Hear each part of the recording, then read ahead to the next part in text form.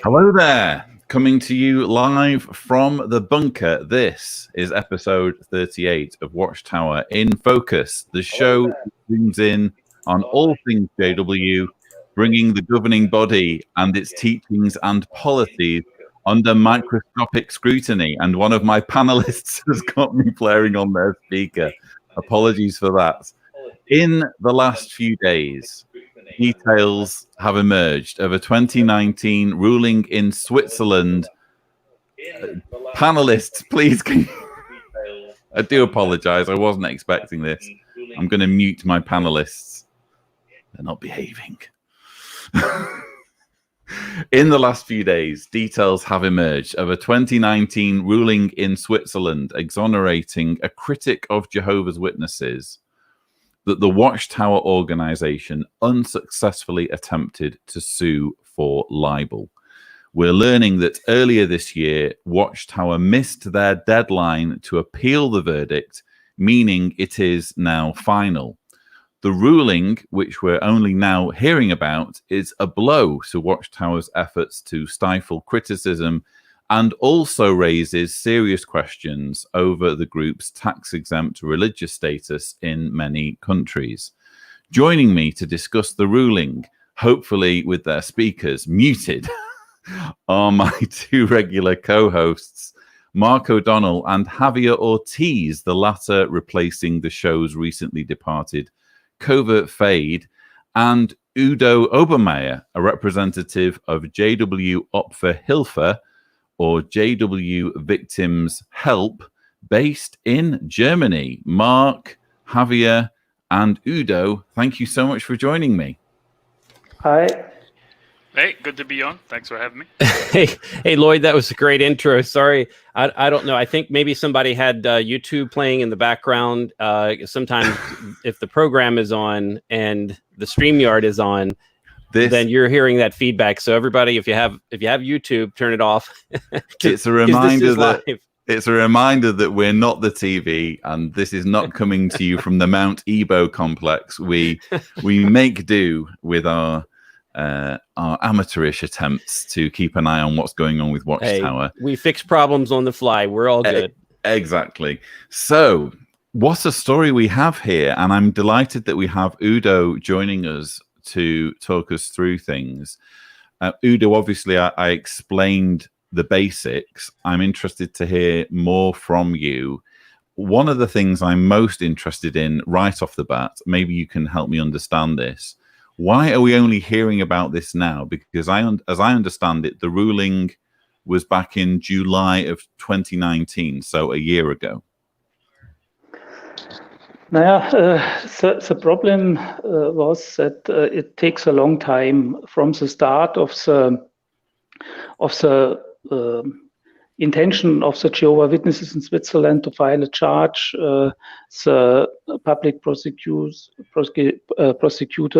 don't accept this.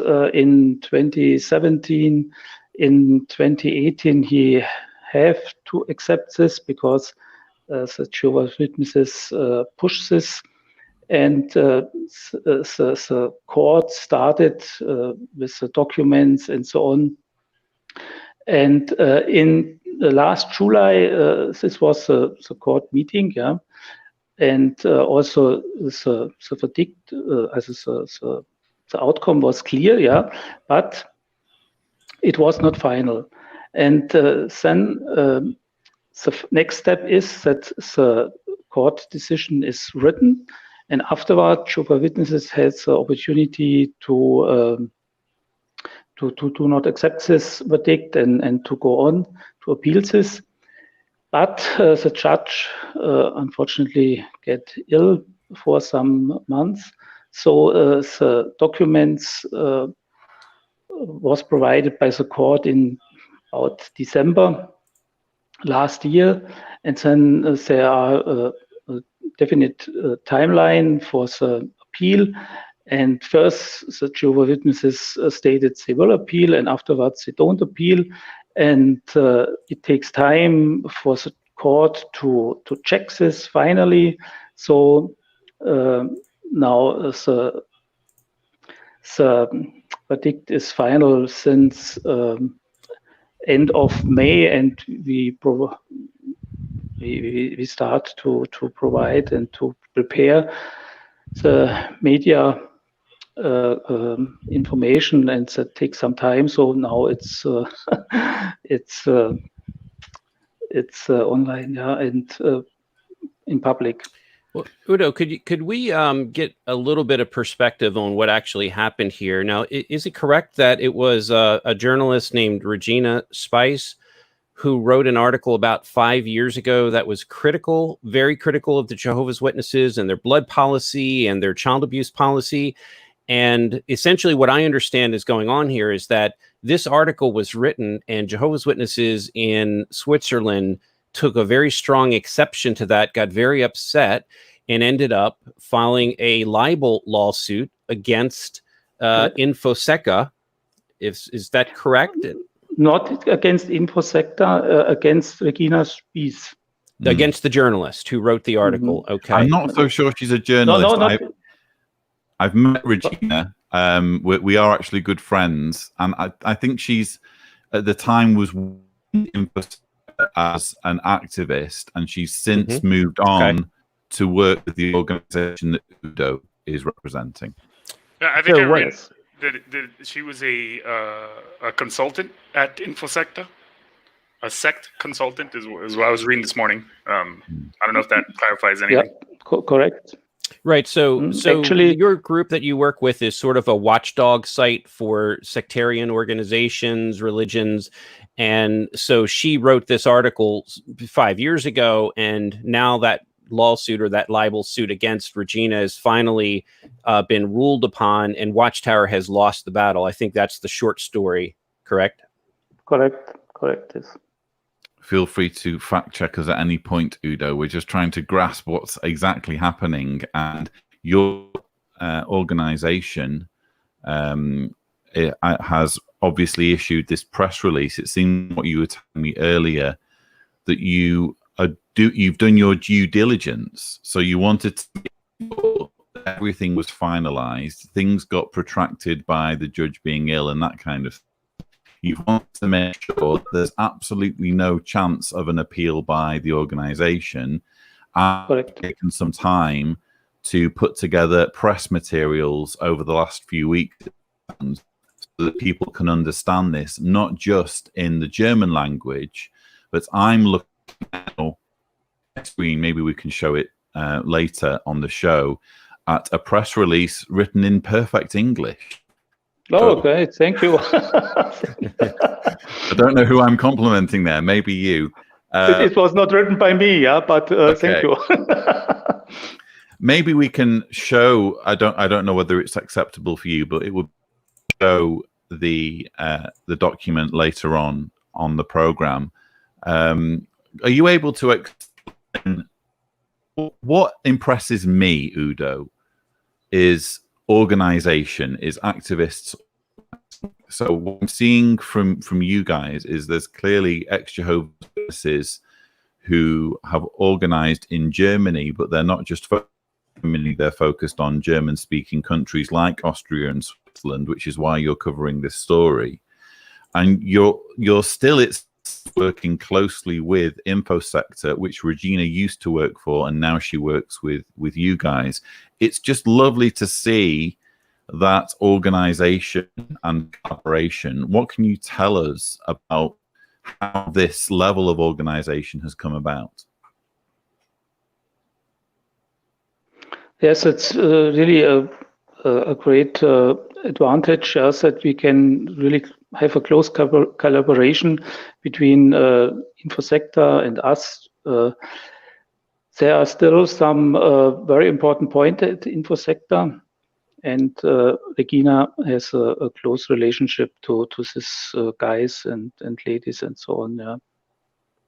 Well, let me ask you this, Udo. Why do you suppose the organization sued Regina as opposed to the organization that she represented when she wrote that article? Why was she personally? Does that have something to do with Swiss law? No, not really. I don't know exactly why. It's just I can imagine. In the court meeting, the lawyer of the Jehovah's Witnesses, many talked about that Regina is responsible for most of the press incidents at the Jehovah's Witnesses organization. And so I would say they tried to stop Regina for speaking against Jehovah's Witnesses. And that's the reason why they really pointed to Regina and not to InfoSector. And it's so this is not you're saying this is not the first time she has reported on Jehovah's Witnesses in Switzerland or in Europe? No, it's she worked for quite some years at InfoSector and regularly posted some critical articles against Jehovah's Witnesses. But the last one in 2015 in regarding the Watchtower Victims Day, there was the most clear and strict and statements she have done. Well, let me ask you this. Have any of your journalists or reporters or however you activists, however you refer to them, such as Regina, has this ever happened before? Has anyone been sued by a religion or an organization for slander or libel the way that she was sued? Yes, as a journalist was sued. Also in Germany, I have actually an incident, and I'm in contact with a lawyer in Berlin, and I know some other cases. So that's not so unusual by Jehovah's Witnesses to try to sue journalists. But in that case, they don't sue the journalist, but the cult expert. And that was very bad, very for Regina, because they negatively impacted their work, where they get money. This was really an attack against her job profile, her competences. I don't know whether my audio is with problems earlier on. Are you able to hear me now? We can hear you. Okay, good. I've brought the release up on screen and it just help discussion a little bit. You'll see there, for anyone who's interested in learning more about Udo's organization, you see there it's called JW Hilfe, and they have released this release about a groundbreaking ruling. It says severe criticism of Jehovah's Witnesses is justified. The religious practice of Jehovah's Witnesses violates basic rights of their members. Children too are affected by the two-witness rule facilitates sexual violence against children. Udo, as I understand it, the issues of contention for which what to sue for libel are surrounded these core issues. So does the practice of disfellowshipping violate human and are children impacted by ostracism? Well, of course, baptized as Jehovah's Witnesses, so therefore they can be impacted. And does the two-witness rule even exist? So it seems odd that the organization can even try to deny these issues. On what basis were they trying to suggest that all of this is some kind of hoax? That were 2 points I mentioned in the court meeting, and I was really astonished. I cannot imagine. Yeah, they really terror, the judge, the two-witness rule don't exist. But 2 weeks before they discussed it in the Watchtower study. Yeah, it's unbelievable, unbelievable. Yeah, also the shunning. Yeah, they strictly denied that they're shunning. Also, Regina provided a lot of paper, internal paper of the Jehovah's Witness publications. Yeah, that shunning exists. Of course,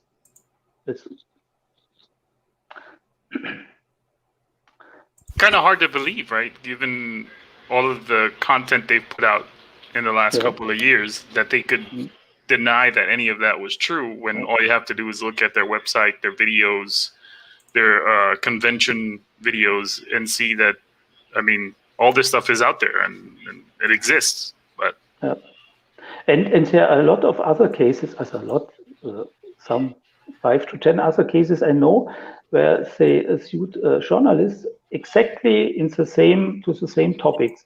There's no shunning, and the two-witness rule do not exist. I cannot believe it. I cannot imagine.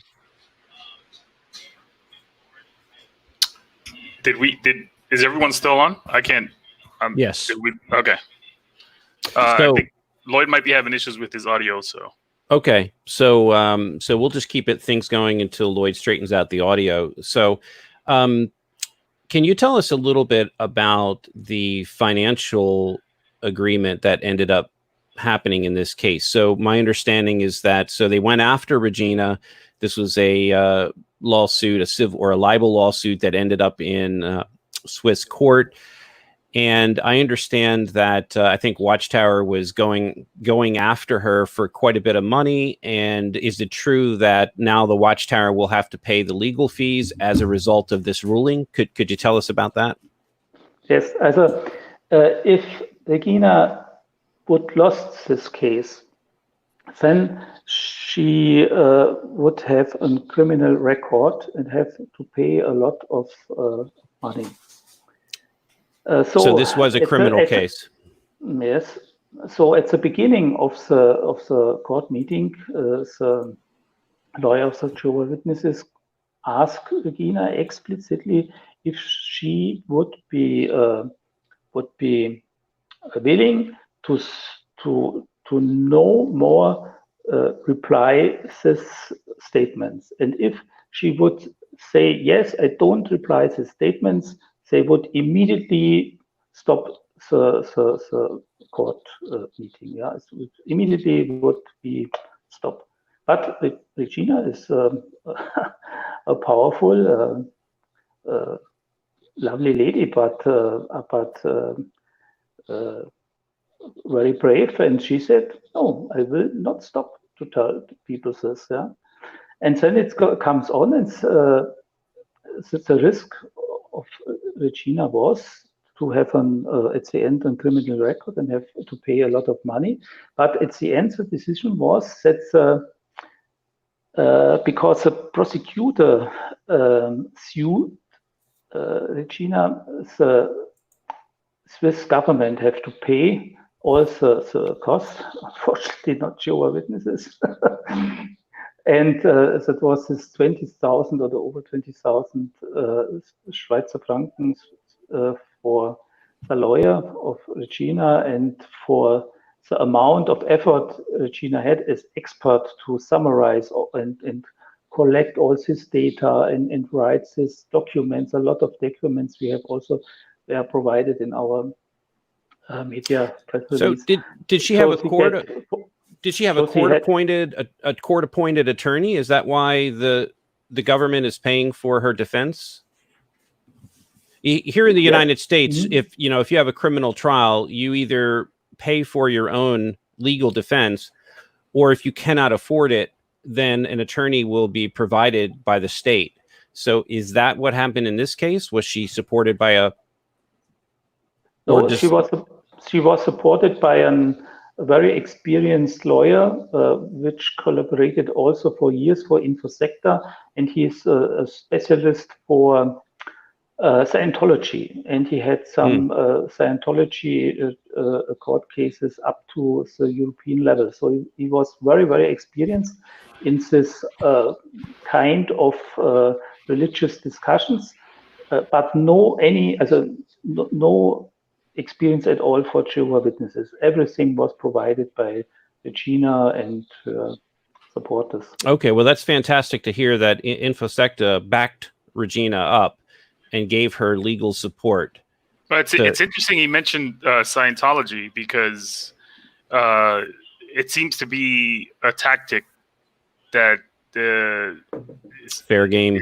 Yeah, it reminds me very much of what Scientology does, where it drags people through an expensive, lengthy, time-consuming court process just to get them to stop saying. And in this case, she spoke the truth, right? She wrote the truth, and just putting someone through this experience I can see how some people capitulate sometimes and are like, oh, okay, I'll stop talking, I'll stop writing just to get these guys off my back. But that was very brave of Regina to move forward with that and not bend on.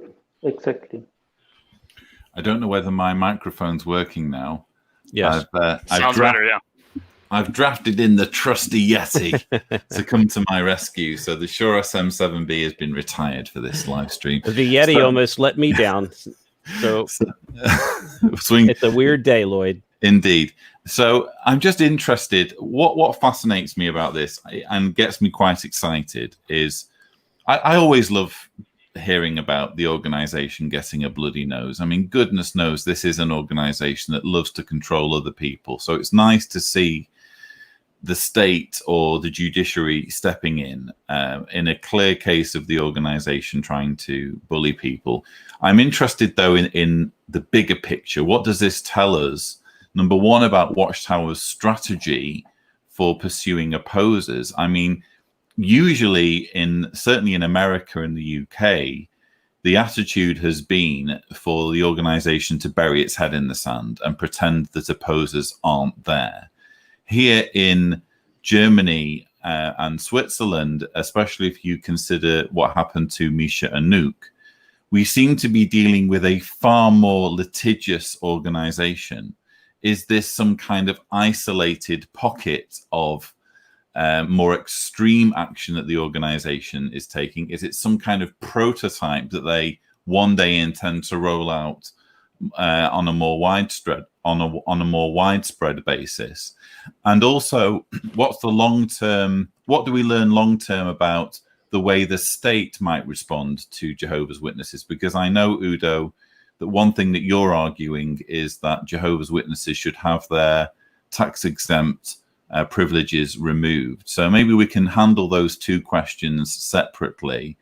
I don't know what the panel thinks, and I don't know what Udo thinks. Why is Watchtower more, you could say, aggressive in its dealings with critics in German-speaking countries? Yes. The reason is for that because in Germany, Jehovah's Witnesses have gone through a lot of court cases up to the highest courts and have succeeded in getting the public association. I don't know exact the English wording. It's in Germany. It's called Körperschaft des öffentlichen Rechts. It's a public. It's not a company. It's a non-profit association. And in Germany, this association has the same rights as the big churches, like the Catholic Church and the evangelische Church. Yeah. And in Germany, it's coming from the Weimar Republic. It's about 100 or more than 100 years ago. They have special rights in Germany, and they have the right to define own rules, own laws, and also to have an organizational internal court system. And that is why these churches are very strong in Germany, and this similar situation is in Austria. There are also accepted church, Jehovah's Witnesses are accepted church in Austria, and they are equal to the Catholic Church and so on. And that's why they are so aggressive, because they have a huge backing. Backing. It sounds as though institutionally religion has a stronger foothold in Germany. In fact, JP watching along says Germany. I think Jay is one of my patrons who lives in Germany. Germany is still a very religious country with very old laws protecting religion. So it could be that in their German-speaking country incarnation, the organization is taking full advantage of existing deference to religion to clamp down on critics. And I think that's probably the difference between, well, if something like this happened in the States, I would imagine there would be First Amendment advocates and attorneys and organizations that have the money and the capacity and the resources to go to court to fight these things, would have been all over something like this. And it's probably not the kind of publicity Watchtower would want in the States. But like you said, in Germany and some of those European countries, they kind of defer to religion a little more, and maybe that's why they're so bold. But I really doubt they would try this in the States, just because of how fervent people are about protecting the First Amendment. Indeed. And the main attack to Regina was based in the argumentation in Switzerland. Yeah? The argumentation was mainly based of the judgment in Germany in all these court cases up to the highest court case, Supreme Court, and so on. And they tried to transport these decisions from the Germany highest court cases to Switzerland. But the judge in Switzerland say no. So they were trying to use other cases as a precedent for this case. So can you tell us a little bit about Watchtower's legal team? Were there a team of Watchtower attorneys there, or did they also hire a third-party law firm to defend them? As I know, there were 3 lawyers there. One is named Menne. Menne is a leader of the legal department in Selders in Germany.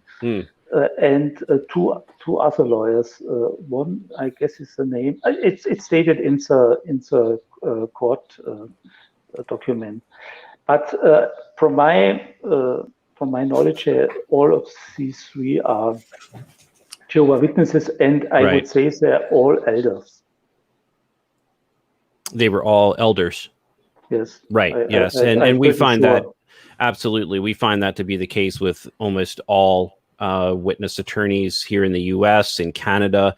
These are almost always elders. Every child abuse case I've ever dealt with is their legal team that are witnesses are always elders. So that's currently to be expected.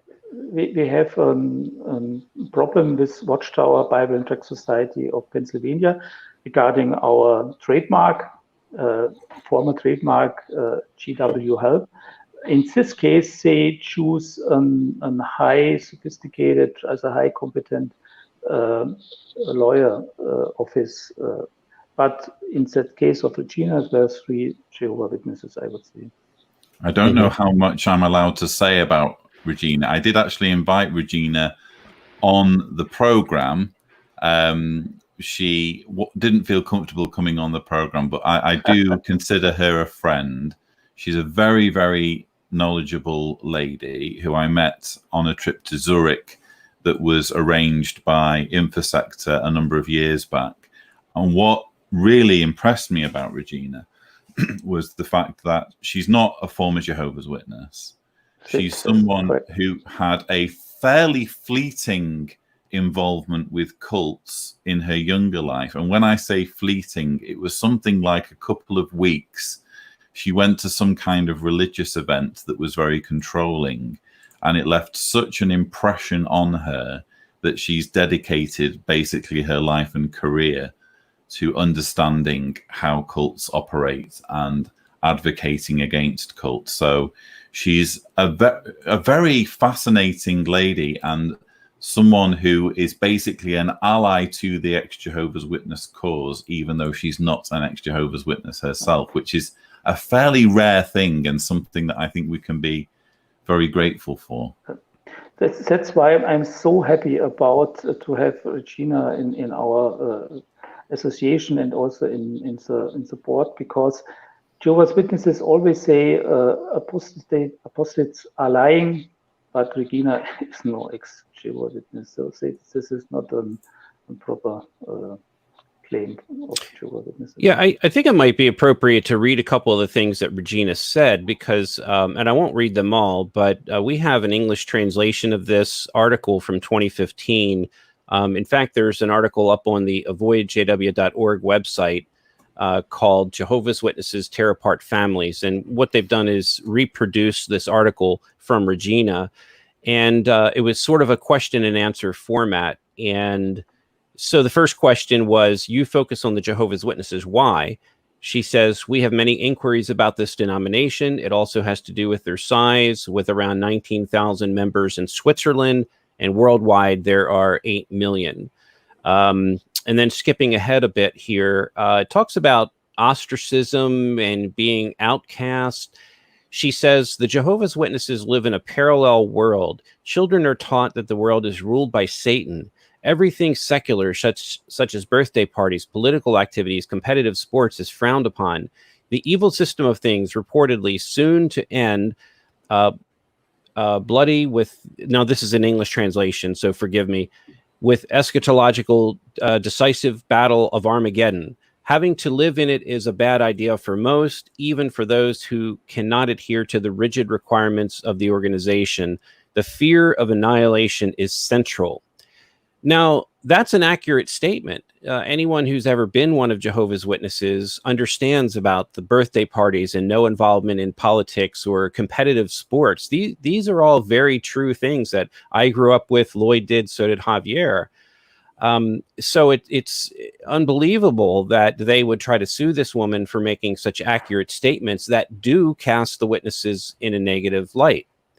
She goes on to talk about social consequences of ostracism. She says, disfellowshipping means the loss of the entire social environment, the family, the friends, all acquaintances. There are hardly any Jehovah's Witnesses families who have no excluded relatives or disfellowshipped relatives. If they keep the contact secretly with those relatives, they even risk being excluded. Again, it's an absolutely correct statement that she's making about the disfellowshipping process. And then they ask, how is disfellowshipping justified? And she says they use the purity argument. The group is to remain free from sinful members who could, so to speak, infect the others. Again, a very, very accurate statement. That's exactly why Jehovah's Witnesses disfellowship. So Mark, what this is the article in question, right? Like, this is the one that got her in their crosshairs. As I understand it, yes. And what I find ironic about this is that, especially in the United States, Watchtower likes to speak about their First Amendment defense wins in the Supreme Court. And here they're trying to silence this person for expressing herself with her free speech rights, and she's being accurate. This is stuff that, like you said, we can fact check this stuff with their literature, with their videos, with their content. And it goes to show the duplicity behind the leadership in Watchtower. And I think what really is going on here is that the witnesses are taking issue with the C word, which is cult, because later in the article she begins to use that word in association with blood transfusion. She says this shows very clearly the cult's extremism. Alien or autologous blood transfusion is considered a grave sin, even if it would be life-saving and leads to exclusion or disfellowshipping, disassociation. Believers are to die after traffic accidents or women during childbirth. So what she's saying is absolutely correct. I mean, I can't tell you how many people that I personally know that have died during childbirth, or as a kid, a couple of my friends dying during traffic accidents where they bled out and they couldn't take a transfusion. This is all very true, but I think what she's taking an issue with, and maybe Udo can comment on this, is the fact that she several times uses the word cult. In fact, at the very end of the article, the question is asked, what are the public and authorities reluctant, or why are they reluctant to react to such cult groups? And she says, most people simply do not know what a problematic group Jehovah's Witnesses are. They do not look outwardly extreme, to most a bit old-fashioned. However, there's a growing awareness of the severe forms of violence people experience in such groups. So, I think that the witnesses in Switzerland and maybe Germany as well take issue with the fact that she's very forthright. She's very open about her statement about Jehovah's Witnesses, that they are a cult. And not everyone agrees with that. Obviously, witnesses don't agree with that because the term cult can be a very loaded word.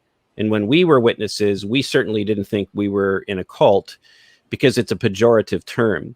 We thought we were the exception, and that Scientology is a cult, or Jim Jones is a cult, or witnesses like to say cult is the follower of one man, one leader, like Jim Jones, whereas we follow Jesus Christ. And that's the argument witnesses use against being called a cult. And I think that really, I mean, maybe Udo, you can tell me if that's correct. The fact that she used that word, I think, really lit a fire under Watchtower.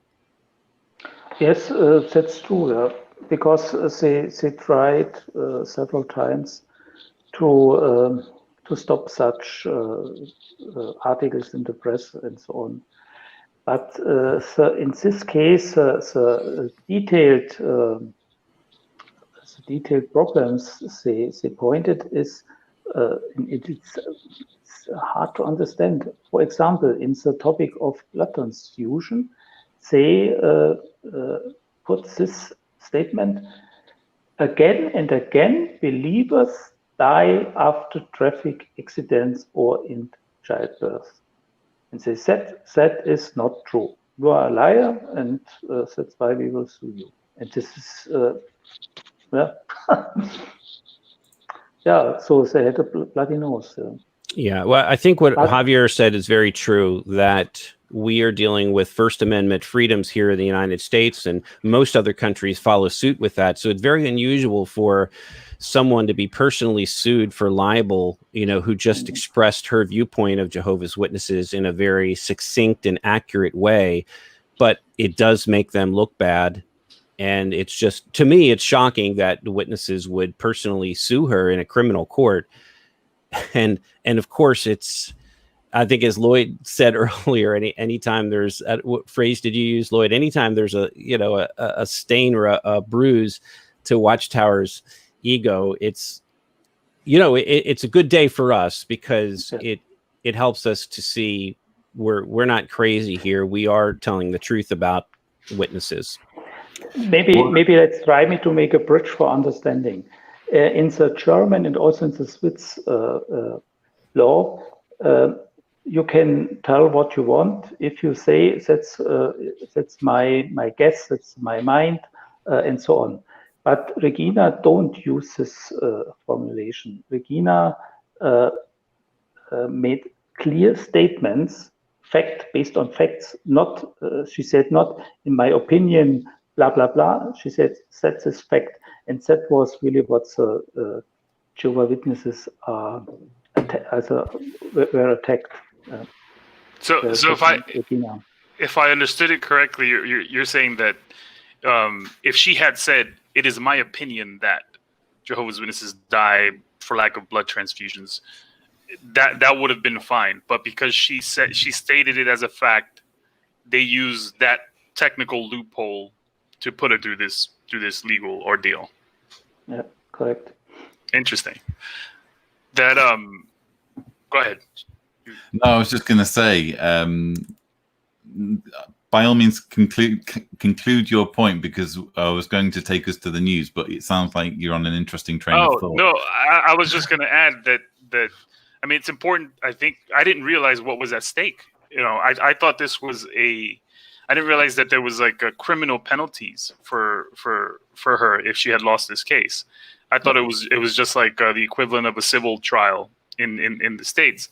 But I mean, that's encouraging to know that there are advocates that are willing to risk their reputations, maybe even their livelihoods, against Watchtower. You know, we're kind of used to seeing people who were former Jehovah's Witnesses standing up and doing this, and I think Mark spoke to that point.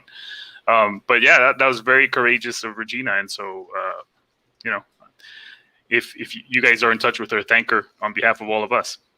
Yeah, and I think it also speaks to your organization that you know, you're not just considered by Watchtower as some random apostate site. They have taken what your organization and what Regina said very seriously. And, you know, I mean, you look at the articles that we published, while they're very accurate on JW Survey, we've not been sued for anything that we've said. And you know, Lloyd started this website, 7 or 8 years ago. And it's nothing but criticism of the governing body and their policies, whether it's blood or the other policies. So I think it's a testament to how seriously the Watchtower is taking your organization and what Regina said. And, you know, maybe it's got a little bit to do with, you know, Germany or the German culture or Swiss culture. Knock on wood, Mark. Don't give them any ideas, please.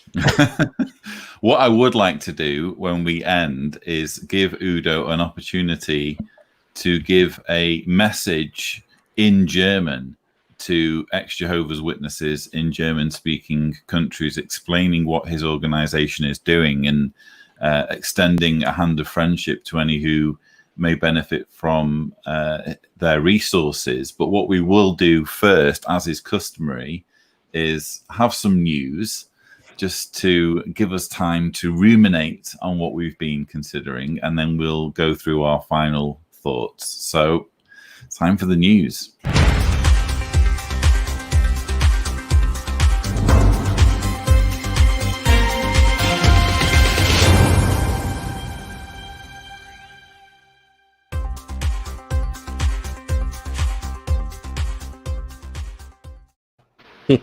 Damn, that's some catchy music. Even had my cup of coffee in the intro. I love it. Some might call it a poison chalice taking over from Covert Fade, but nonetheless, here you are. I chose wisely. So thanks, Lloyd, for that wonderful intro. So we've got some news, maybe 3 or 4 topics I'd like to cover briefly. We've got the news on truth and transparency. We've got news from Sweden. We've got news from Germany and Misha Anuk's book, Goodbye Jehovah. I'm going to talk a little bit about that because it directly relates to what we're talking about today. And then finally, we have a new book released. So we'll get to that. First, I'm going to read just a statement that I wrote here about truth and transparency, because honestly, we don't have anything else we can say, because the people at Truth and Transparency are saying that they're unable to say what's going on at this point.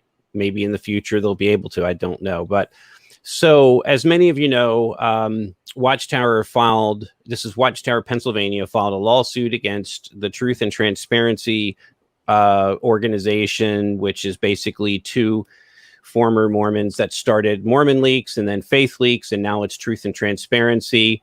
So what had happened was they were hosting Watchtower's documents and files, videos, various things that Watchtower took issue with.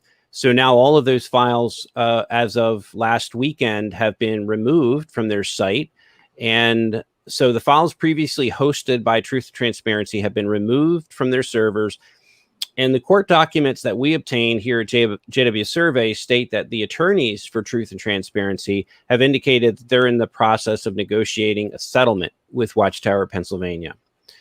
The representative of Truth and Transparency, Ethan Dodge, has stated that they are no longer accepting donations to their GoFundMe account, which has raised nearly $14,000 for their legal defense. And he also said that he's not at liberty to discuss any details of the case. So that's it. I know we're going to get a lot of questions about that, and we really can't answer it because we really don't know what's going on, other than the fact that those documents have been pulled down. And that's rather unfortunate because, you know, I think what had happened was the Avoid JW website was linking to those documents so a person could go to Avoid JW and download the Palmer leaks, for example. And that was a big deal a couple of years ago when all these child abuse documents were leaked sort of in the WikiLeaks fashion. And that made Newsweek and Gizmodo and some other news organizations covered that child abuse story. And then they started publishing other documents, including 70-some videos from Watchtower's conventions. And Watchtower took issue with that and said, well, we're going to sue you because you're publishing our copyrighted material. Their argument back was that, look, we're a news organization and we publish stories about Mormons and Jehovah's Witnesses, and therefore we have a First Amendment freedom and right to maintain that copyrighted material and do commentary on that. So it's sort of a borderline issue there. And far as we know, at this point, they're just settling with Watchtower, and we don't know what that's going to look like.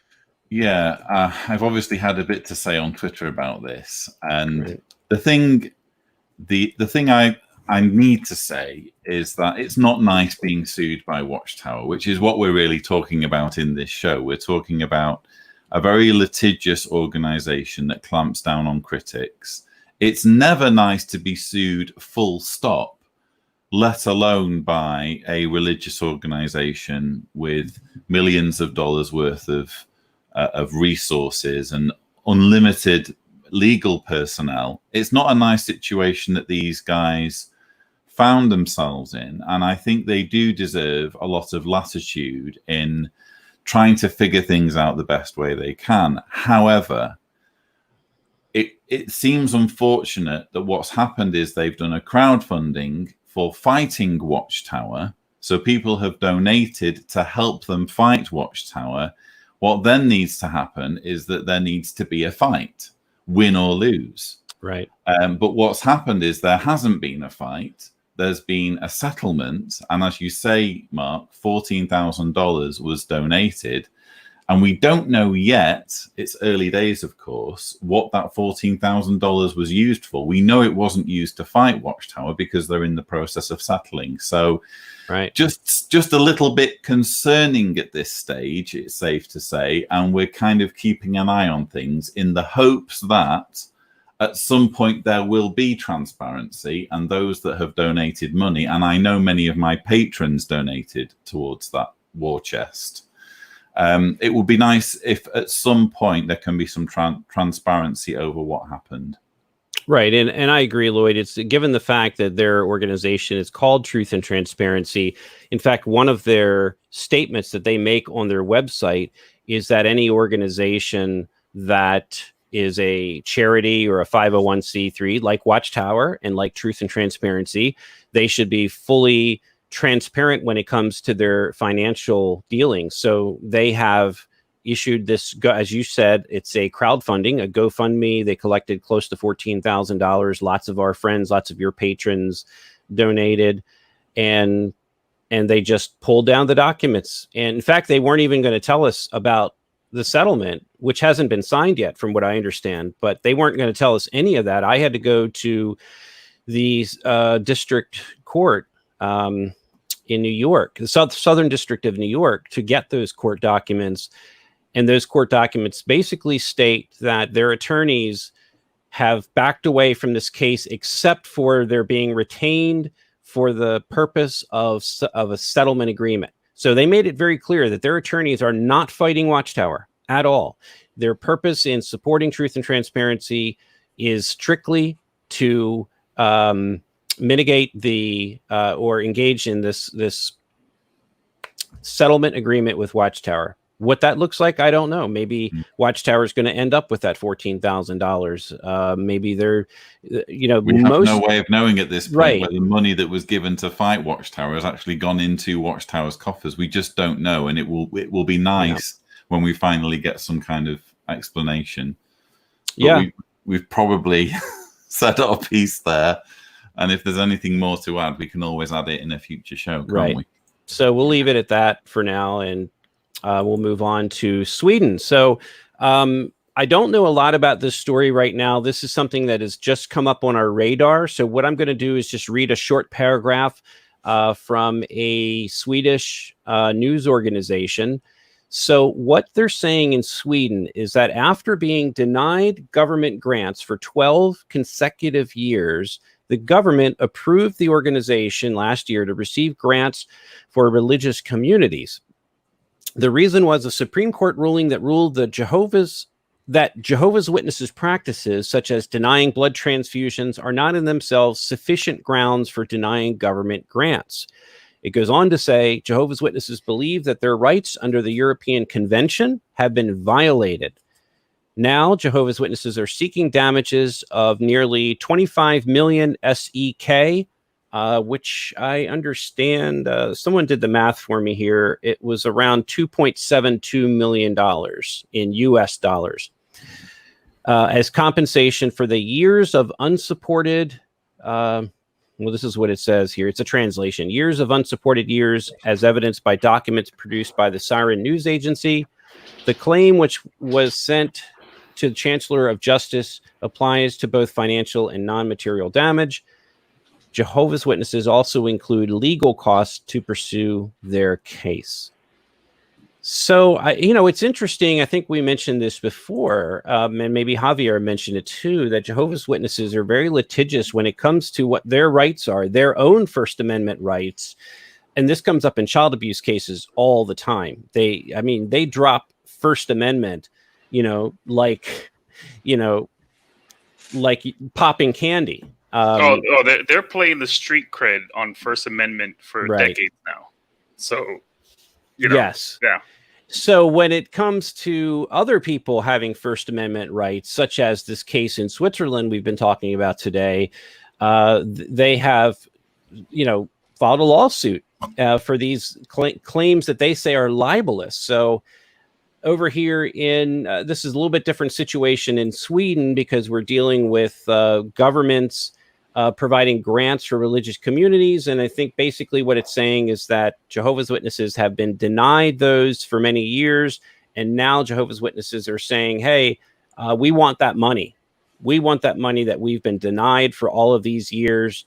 And they're seeking close to 3 million US dollars for, years of unsupported donations or whatever they call that over there.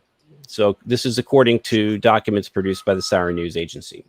Isn't there some scripture about how as God's people we're supposed to be, I don't know, travelers almost in the world, not seeking, not chasing after money necessarily, but just taking what's given to us. And here they are, kind of aggressively suing the government for not giving them money that they weren't entitled to in the first place because they're so abusive. Yeah, I think there's a scripture where Jesus says the Son of Man has nowhere to lay down his head. Yeah. Can you imagine Jesus suing Pontius Pilate for not getting some kind of tax benefits or something like that? It'd just be ridiculous, wouldn't it? Yeah, so that's what's going on in Sweden. I'm sure maybe some of our viewers know a little bit more about that. They can comment on the online comments, but that we have our friends in Sweden, don't we? Already, we've established. So maybe if those ladies can apply some pressure, and we'll have them on, have them back on the show if they can dig something up. Yeah, that would be great. Yeah. So we have another news story here that relates to our topic today, and that is that we covered this a couple of years ago where our good friend Misha Anuk, who is, I think he's German by birth. I think he may live in Austria now, but he wrote a book that was released in Germany called Goodbye, Jehovah. This was written in German. It's not available in English that I understand, but this was basically his life story. It had a lot of very accurate information, but also a lot of critical information of Watchtower. And so what happened in that case was that Watchtower ended up suing the publisher of the book. They didn't sue Misha Anuk. They sued the publisher which is sort of why I asked that question earlier about going after Regina instead of going after InfoSecca. So we covered this on JW Survey. There is, if you want to Google it, JW Survey article is called Goodbye Jehovah, Hello Courtroom. If you Google that, it'll pull that article up. And what I wrote about in that article was this lawsuit against the publisher of Misha's book, Goodbye Jehovah. And unfortunately, we hadn't followed up on that because there was a resolution to that lawsuit. And I want to read a statement from Misha Anuk because some people, I think, would want to know what happened with that lawsuit. So recently, he gave me a statement, and here's what he said. And this was his official statement. He said, 3 years after my book, Goodbye Jehovah, was initially released on October 24th, 2014, Jehovah's Zeugen in Deutschland, which is Jehovah's Witnesses in Germany, public corporation, sent my publisher, Rallo, a cease and desist. They wanted the book pulled from the shelves as they took issue with 8 passages out of the 500 plus pages of the book. My publisher politely declined to comply with the cease and desist, and Jehovah's Witnesses subsequently took Rallo to court. A highly unusual procedure, not only because of the point of time. I'm not sure I understand that statement here. Not only because of the point of time. In the study edition of November 2019's Watchtower, Jehovah's Witnesses declare regarding publications of apostates, we reject them because we have faith in Jehovah and we trust our brothers. In fact, we avoid all contact with apostates. We do not allow anyone or anything, including curiosity, to draw us into arguing with them. So he makes a very good point there about, you know, why would you argue with them and then let alone sue them for this apostate book? So he goes on to say, why did Jehovah's Witnesses in Germany let themselves be drawn into an argument that is a court case with an apostate? I don't know, but it seems the faith's leaders apply different standards to themselves. The court ruled in favor of us, or in favor of Misha, on 4 of the 8 counts. With the other 4 counts, we were happy to follow the court's ruling and refine the passages dealing with data protection, experiences of publishers, and the training of elders. Nothing has changed content-wise, but the facts are now described more precisely. The court ruled in our favor in regards to our portrayal of the relationship of the Watchtower Society, the governing body, and Jehovah's Witnesses, blood transfusions, and unofficial blacklist of music, films, etc. Rallo and my editor were by my side always. I am eternally indebted to them for their support during this time. So again, that's a statement from Misha Anuk, who wrote the book Goodbye Jehovah. Watchtower sued his publisher, and ultimately they did not get what they wanted. And what they did get was, I think there were 4 things where Misha changed some very minor things in the book that he didn't care about. And so this was not a case where ultimately freedom of speech was repressed. His publisher stood by him the whole way, and that book is still out for sale. And it was, I believe it was very, very high up, 2014, 2015 in Germany. And I don't know, you know, Udo, if you know Misha. And yeah, of course. Okay. Course, yeah. And also his book has really a very, very good book. But the same experience had also Konya Simon Rode. Yeah.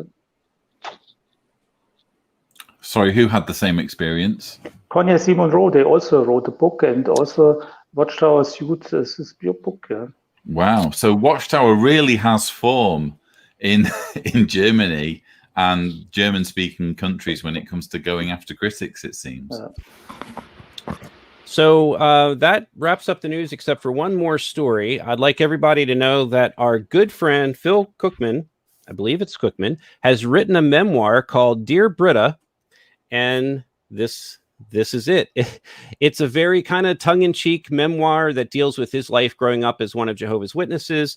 Very interesting pieces of the book. I like the part about him being a bicycle mechanic because I too was a bicycle mechanic and had some of the same experiences working in shops and dealing with people. Then he later went on to become a nurse.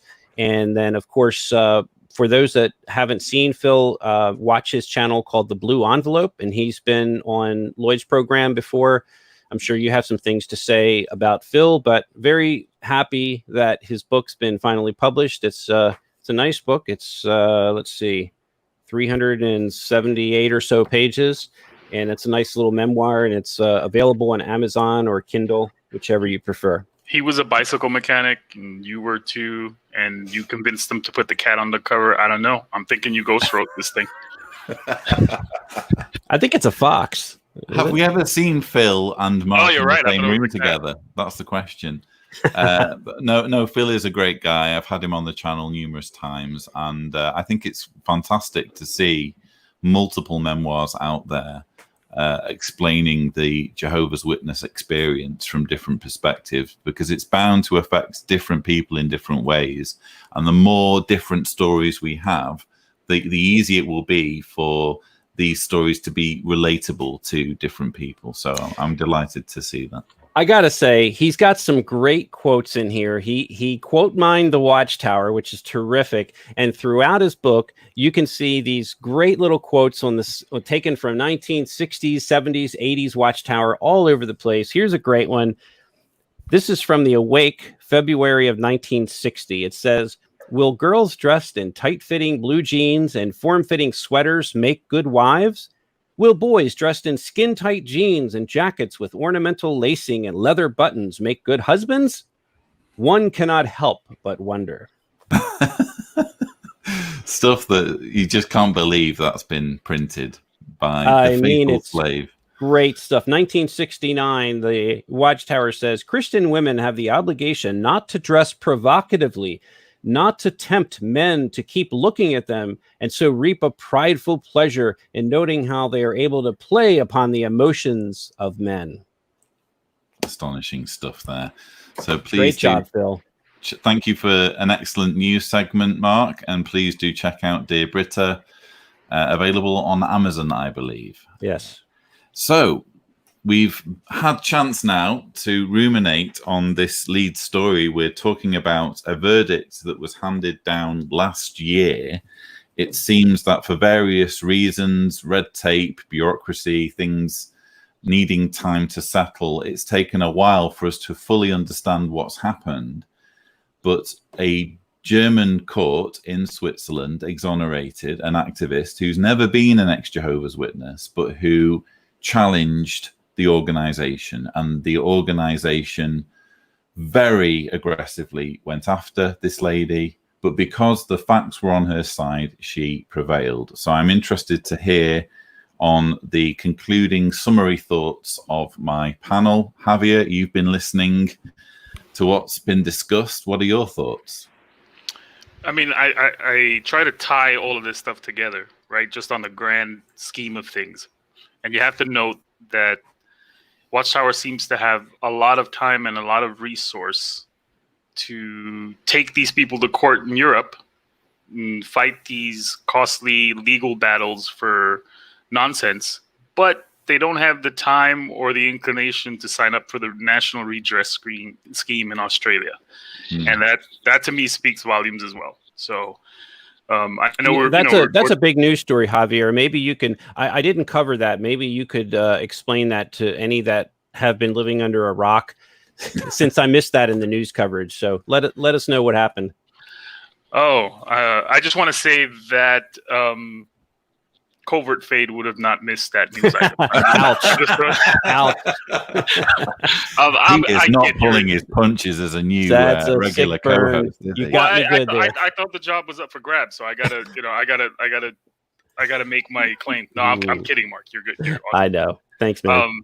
So Australia did, has the national redress scheme that they put together after the Australian Royal Commission, and all the organizations involved in the commission had a deadline for signing up for this scheme, which would provide resources for abuse survivors, and Watchtower has failed to sign up. And Mark, you can correct me if I'm wrong, but I believe they were given an extension. Yeah. Or they were offered an extension. I think technically extension. There's a 6-month extension. But I tell you, the senators from Australia that have been dealing with this have been just really they're making powerful statements through Twitter and other avenues about how seriously they take this case with Jehovah's Witnesses and the redress scheme. And one by one, there were a couple weeks ago just 6 groups out of the dozens and dozens of groups that were investigated by the Australian Royal Commission. Well, a couple weeks ago, there were just 6 left that had not signed up for the June 30th deadline to participate in the redress scheme. Since then, 2 more groups have dropped off that list and said that we will participate. So as far as I know, it's only, I think, the 4 groups, including Jehovah's Witnesses, who have outright, adamantly stated they will not participate, and that they do not have the institutional settings. That's the new buzzword Watchtower is using. The institutional settings that the Royal Commission was designed to address. Right. And you and I were there with Lloyd in Australia at Sydney headquarters when we ran into the acting branch overseer of Australia, and we had cameras rolling when the acting don't branch... give it away, Mark. Don't give it away. Yeah. Well, I'll just say, seen in the Truth About the Truth documentary. Yeah. So we had some comments, and it was exactly what they're saying now to the redress scheme. That basically, and this is not a secret, witnesses are arguing that they don't have Sunday schools, they don't have any programs where they separate children from parents. So that's their entire argument, that they don't separate children from parents, and so therefore, what the investigation of Jehovah's Witnesses by the Australian Royal Commission resulted in really doesn't apply to them. That's what they're saying. But we all know. Yeah, I wrote an article for JW Survey about this a couple of months ago. Yes, and at the time, you could only on the ARC website, you can only find those who had already signed up for the redress scheme. And then to figure out that Watchtower had not signed up, I had to assume that they were either in the process of signing up, because otherwise they would be on the list, or they had failed to sign up for it. So I think it was great that the Australian government put this list out of the ones who did not, who refused to sign up, because I mean, I think it's impossible to shame Watchtower, because they would retract, everything or lots of things if they had any shame. But I think it's great that it's out there now and that it's getting coverage.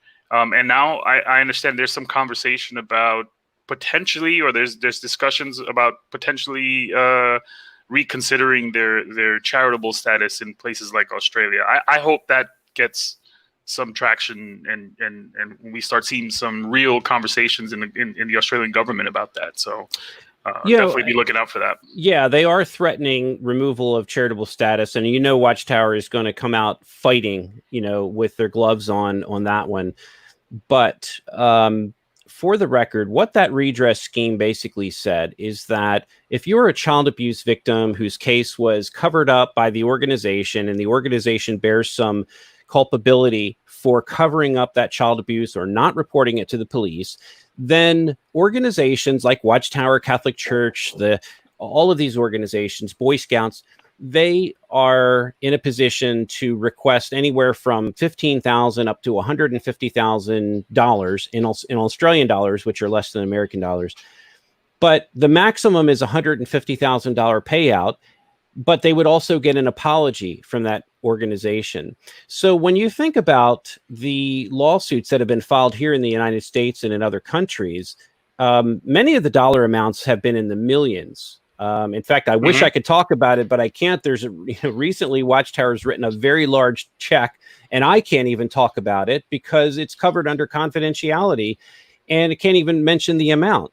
And so we don't, the public doesn't know how many checks Watchtower has been writing for millions.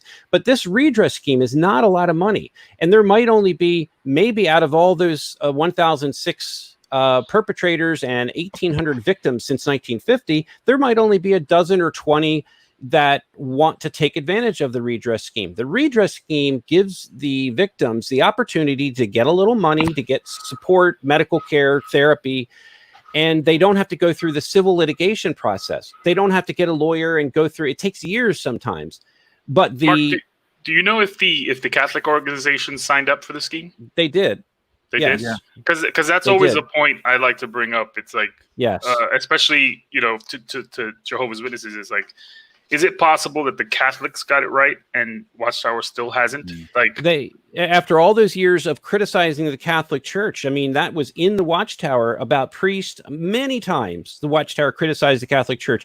I live in Baltimore. Here in Baltimore, the Archdiocese of Baltimore issued a very lengthy apology on their website. And that's what redress is about. It's not just about $150,000 or $100,000. It's about, I'm sorry. It's about an apology to the victims for not calling the police, for not handling it correctly, for not giving them professionals to help them. Instead, they throw elders who have no training at these victims. So they just want an apology. And that's where Watchtower does not want to set a precedent. If they apologize, then they're admitting that they're wrong. Instead, they're saying, no, we don't have the institutional settings. That's not what we do. Children come with parents to the meetings. We don't separate them and then they get abused. But that's never how abuse happens. Abuse happens in all sorts of ways. They're using the same arguments already in it. So we saw those arguments being trotted out by Shane Brady on the first day of the ICSA hearings. And so that seems to be their go-to argument now. Oh, you've got the wrong guys, because we never separate children from their parents. You could believe that if you've never been to a meeting for field service where that routinely happens. Anyway, we must press on because I want to take advantage of having Udo with us to comment on this Swiss verdict. Udo, I want to share a comment with you. Even though this channel is fairly critical, you could say, of the Jehovah's Witness leadership, it seems I do occasionally still get Jehovah's Witnesses commenting. Here's one comment. I don't know. It seems to me as though it might have been written by a Jehovah's Witness. I think the Zurich court made a mistake. I trust the German and Austrian Supreme Courts in giving Jehovah's Witnesses status as, and then you'll know what that abbreviation means. What do you have to say to that comment? Oh, I can say a lot to this comment. How can I do it with some word, bring it to the point?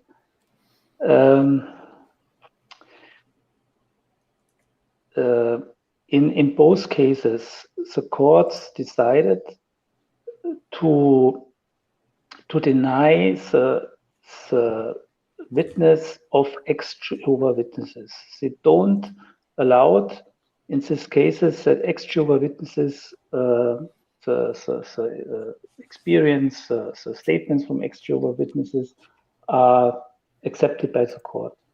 And that's why they only rely on the statements from the Jehovah's Witnesses. And that's why they succeeded in the court.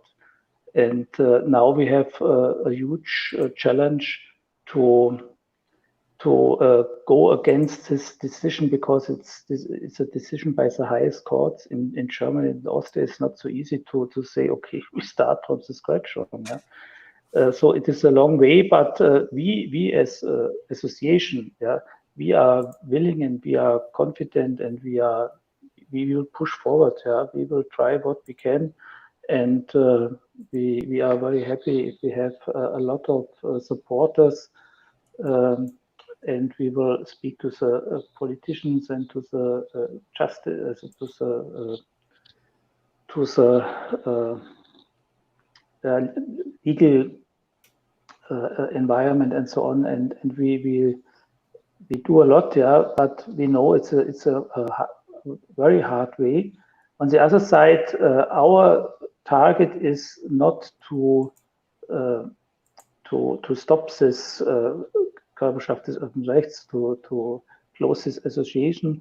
Our target is to stop shunning. So it's the overall target, because if we are able to stop shunning, most of the other problems will be not so hard, will be a bit softer, and could be better handled. I agree with you on that, Udo. And if this case is a shot in the arm for the work that you do, then I hope it is. I mean, you guys are already bold and you guys are already doing good work, and I hope this just encourages you to keep pursuing that. And I have a last word, personal word to Lloyd. You bloody John Cedar helped me a lot to leave the Jehovah's Witnesses. I read GW survey and it was really a great help for me. Thank you, thank you, thank you.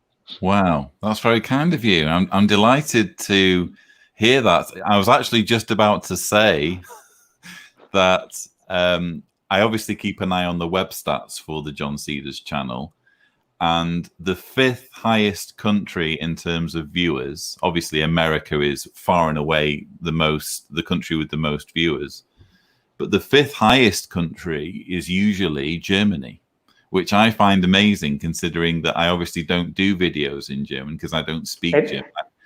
I did 50% was my part. Indeed, yeah, you're already one of the main German contents on my channel. But in any case, I think that's extraordinary. I actually did study German at high school, but I wasn't that good at it. I sort of got the accent right, but I couldn't remember any of the words. But what I thought might be nice before we switch to Mark's concluding comments. In fact, let's do it this way. Let's go to Mark's concluding comments, and then let's finish with you basically taking over the channel and giving a message to current and former Jehovah's Witnesses in Germany. How about we do it that way? So you can dwell on what you want to say, and until then, we will hear Mark's concluding comments. Thanks, Lloyd. Well, I don't have too much to say that hasn't already been said. I want to thank Udo for participating in this chat. It's really nice when we have people from all over the world that are able to communicate on this channel. And I know if English is not your first language, then, you've really done well in coming on this channel and talking to us about, I think, something that's really important to all of us, and that is freedom of speech. Now, we don't consider ourselves slanderers or people who write fake news or false news. We do have pretty high standards at JW Survey for fact checking, and if something is wrong, we will correct it. And, we do now more investigative reporting than we did in the past, and we do more, more so than the opinion pieces, which we still do from time to time. But it really means a lot to us that, when we get the facts right and we're willing to accept a change, or if something is wrong, we will correct it or update it. And, what InfoSecta has done is obviously publish a pretty scathing piece about the Jehovah's Witnesses, which by all rights is accurate. But I feel like sometimes we live in a parallel universe with the Jehovah's Witnesses. It's, they have one version of truth and the rest of us have another version of truth. And, it's sort of like that dual personality. When you live in that Jehovah's Witness world, you live in a world where you justify your actions, whether it's the blood policy, allowing a child to die, whether it is shunning your own son or daughter or father or mother. You live in a world where you justify these things because of what Watchtower has said. You must follow these rules. And I've always said this, that if Watchtower came out tomorrow in a Watchtower article or in an assembly and gave a long explanation for why God views life as more important than this blood policy. In other words, that, God respects the right of each and every person to decide whether or not they will take a transfusion, and that they would not be shunned or considered disassociated if they accept a blood transfusion, that their medical matters are completely private and we have to respect that. If Watchtower came out and said that tomorrow, witnesses would immediately follow that and say, well, that makes sense. That's new light. That totally makes sense to me. Or if they said that shunning is an option, that, parents don't have to shun their children. They won't be held accountable for, going out to dinner with their son or daughter. or whoever that's disfellowshipped. Watchtower has the power over 8 million people to make these decisions, and they would accept it as soon as they write it. What's written in that Watchtower is what every witness follows, because they believe that governing body is inspired of God. You know, but of course, not a cult. They don't like the cult word, but you're right. Right. Yeah, the cult is a pejorative, and it's very difficult to use that word and not raise feathers, even with people who are not witnesses, you know, who say, well, no, Jehovah's Witnesses are nice people. They, you know, they do the door-to-door work, they care for their children, and, you know, they try to do what's right, and they try to live by Christian principles. And for the most part, a lot of that is true. But it's the deeper underlying control over a person's life, where they restrict your choices against the ability to, you know, join a sports team or become a doctor or an attorney or whatever, unless it's an attorney for Watchtower. But they restrict your life in a way that happens from the moment they're born into the organization. Many of these kids are getting baptized at 7, 8, 9, 10 years of age.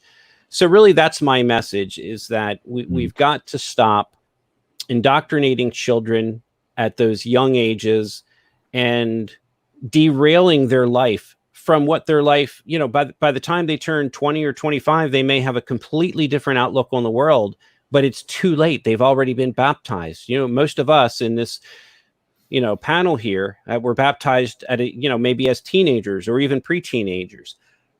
That's way too young to make a decision for which you don't know what's on the other side of that. When you turn 20 or 25 and you start to think, what have I done? And I can't leave it. I'm trapped.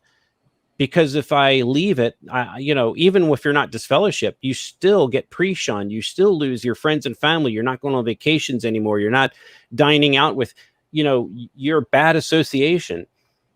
All of that has to change. And that's why we do the work that we do. We report on it. We report on these issues, whether it's blood or science or any of these issues. We find something wrong. We have the First Amendment right here in this country to report on that, and we do. And I'm really sorry that Regina got sued criminally for speaking her truth and what is actual truth, but I'm so glad that she won. So, you know, Udo, please extend our great thanks to Regina for what she's done and for spending the last several years fighting this battle and being supported by the attorneys for InfoSecca. I'm just very proud of her, and I hope she continues with her work. Regina is an incredible woman. I look back with great fondness on the times that I've worked with her. And yeah, just a remarkable ally. Again, not someone whose life was themselves touched by Jehovah's Witnesses, but someone who has so much empathy and compassion and wants to see justice prevail. I asked earlier, Udo, if you would be agreeable to saying a piece in German for German-speaking viewers. Your website, if I understand it, is jz.help for those who would like to know more about the organization. Udo, the floor is yours. Yeah, first, thank you for the opportunity to provide some information to this court case. Und einige Worte in Deutsch. Ich weiß, dass doch eine ganze Menge aus der deutschen Community den Kanal verfolgen. Und wer bisher ausgehalten hat, waren ja sehr informante Informationen auch dabei. Ich möchte vielmals der Regina Spies danken, die diesen harten Kampf durchgestanden hat. Wir wissen aus vielen Fällen, dass es so belastend ist, dass doch oft es zu einer gütlichen Einigung gekommen ist, wo dann die Zeugen Jehovas letztlich die Kritiker mundtot gemacht haben. Wir sind alle sehr stolz darauf, dass man jetzt in der Schweiz Selbstverständlichkeiten sagen darf, die man in Deutschland so deutlich noch nicht sagen darf und in Österreich. Und wir kämpfen darum, dass wir das auch in Deutschland erzielen können, dass man auch dort diese klaren Botschaften über Jehovas Zeugen verbreiten kann, im ersten Schritt. Und im zweiten Schritt möchten wir natürlich, dass unsere Forderungen umgesetzt werden. Wir haben die auf unserer Webseite Und die wichtigste ist sicherlich, dass die Ächtung aufhört, weil das einfach der Key-Hebel ist, mit dem die Mitglieder ruhig gestellt und gehorsam gehalten werden können. Aber es ist auch genau der Hebel, der so viele krank macht. Wir haben als Verein so viele Rückmeldungen, wo Menschen krank gemacht worden sind. Das ist wirklich sehr, sehr bedrückend. Und ich möchte alle bitten, die die Möglichkeit haben, uns zu unterstützen, bitte unterstützt uns dadurch, dass ihr zum Beispiel Mitglieder werdet. Umso mehr Mitglieder wir haben als Verein, umso gewichtiger ist, was wir sagen. Lasst eure politischen Verbindungen spielen. Wir sind auch auf Spenden angewiesen, weil wir auch Streitigkeiten mit der Watchtower Society haben und mit den Jehovahs haben werden. Das ist ja auch mit Aufgabe des Vereins. Und von daher bitte ich um Unterstützung und bedanke mich für alle, die so intensiv unterstützt haben und auch hier der Plattform, dass wir die Gelegenheit hatten und dass über diesen herausragenden Sieg in der Schweiz berichtet worden ist. Thank you. Thank you so much. And lots of messages coming up while you were speaking from people who are watching either from Germany, some watching from Austria. We have a message here from Deviant Soul saying we are having an information booth in Vienna, a co-effort with JZ Help. Join us on July 25th in Vienna, Austria, to inform people about the dangers of shunning, etc. Again, as I said at the beginning, it's just so amazing to see people working together and collaborating to achieve something meaningful. And even though this legal action by Watchtower will have been very stressful for Regina, I think we can all agree that the sum total has been positive. It's put Watchtower very firmly in its place. It sent out a message that they don't get to bully critics. They don't get to stop people from speaking truth to power. So again, huge appreciation and respect to Regina and all of you doing work there, both at Infosector and at JZ Help. So thank you, Udo, so much for joining us. And I can report that Gina watched this Watchtower and Focus, and she wrote me, she's very happy. Oh, Excellent. fantastic. Hello, Regina. Hi, Regina. Regina, we salute you. Great job.